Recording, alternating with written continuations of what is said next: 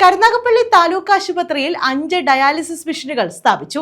എംഎൽഎയുടെ ആസ്തി വികസന ഫണ്ടിൽ നിന്നും 37 ലക്ഷം രൂപ വിനിയോഗിച്ചാണ് മെഷീനുകൾ സ്ഥാപിച്ചത്.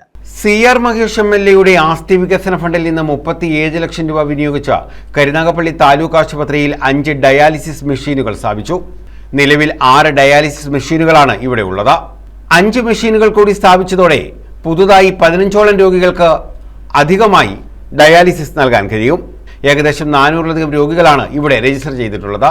പുതിയ കെട്ടിട നിർമ്മാണം പൂർത്തീകരിക്കുന്നതോടെ താലൂക്ക് ആശുപത്രിയിൽ രജിസ്റ്റർ ചെയ്യുന്ന എല്ലാ രോഗികൾക്കും ആവശ്യമായ ഡയാലിസിസ് മെഷീൻ സ്ഥാപിച്ച് ഡയാലിസിസ് സൗകര്യം ലഭ്യമാക്കുമെന്ന് MLA പറഞ്ഞു. യന്ത്രങ്ങളുടെ സ്വിച്ച് ഓൺ കർമ്മവും MLA നിർവഹിച്ചു.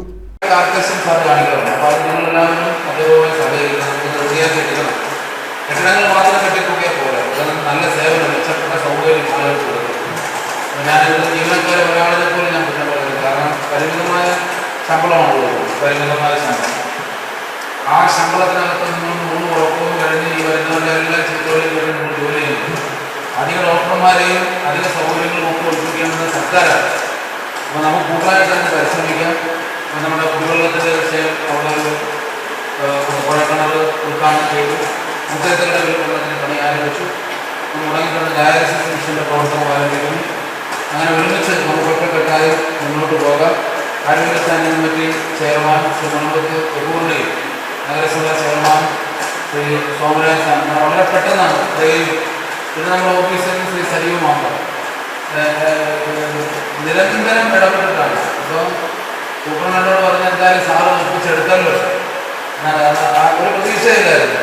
നഗരസഭാ ചെയർമാൻ P. സോമരാജൻ അധ്യക്ഷത വഹിച്ചു. ഈ ഉപകരണം ഡയാലിസിസിനും വീർപ്പുമുട്ടുന്ന ഡയാലിസിസിന് ഉപകാരപ്പെടട്ടെ എന്ന് ആശംസിക്കുന്നു. അതോടൊപ്പം ഈ ഡയാലിസിസ് ഉപകരണങ്ങൾ പൊതുജനത്തിന് വേണ്ടി സമർപ്പിക്കുന്ന പ്രവർത്തനങ്ങൾ ഇന്ന് നമ്മൾ എത്തിച്ചേർന്നിരിക്കുന്ന ജനകീയ വളരെ കഥകളെ ഞാൻ ഇത് ഉദ്ഘാടനം ചെയ്യുന്നതായി.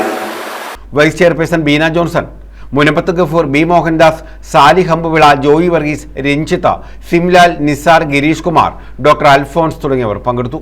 News bureau, Karunagappally.